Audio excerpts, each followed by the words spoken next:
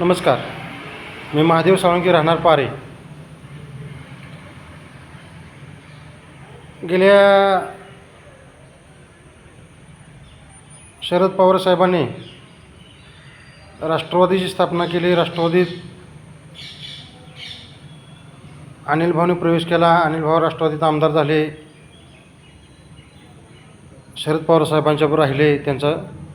त्यांच्याकडनं पाहिजे ती मदत करून घेतली. साखर कारखान्याला असू द्या, जिल्हा बँकेतनं असू द्या. वेळ संपली, त्यांचा वापर झाला. अनिल भाऊने शरद पवार साहेबांना पवार घराण्याला सोडून दिलं. राजेंद्र अण्णांनी राष्ट्रवादीत आले. साखर कारखान्यासाठी मदत करून घेतली. अनेक संस्थेसाठी मदत करून घेतली. वेळ उलटली. शरद पवारांची वेळ खराब आली. पवार घराण्याला राजेंद्र अण्णांनी सुद्धा सोडून दिलं. तसं विट्यातील पाटील घराण्याने सुद्धा हेच केलं.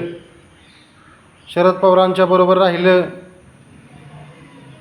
राष्ट्रवादीत प्रवेश केला. वेळ संपली, राष्ट्रवादी सोडली, काँग्रेसमध्ये प्रवेश केला. त्यानंतर काँग्रेस सोडली.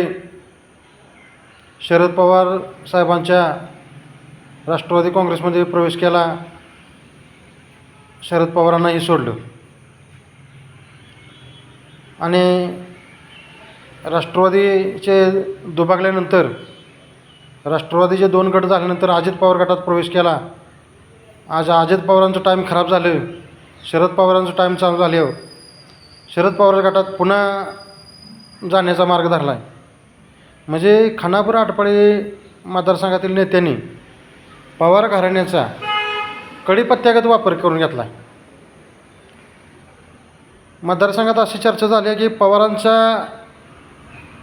पवारांचं घर हे कडीपत्त्यागत झाले का काय, अशी लोकांना शंका यायला लागली, अशी चर्चा व्हायला लागल्या. थोडक्यात सांगायचं म्हटलं तर खानापूर आटपाडी मतदारसंघातील नेत्यांनी पवार घराण्याचा कडीपत्ता केलेला आहे, हे यातून स्पष्ट झालेलं आहे.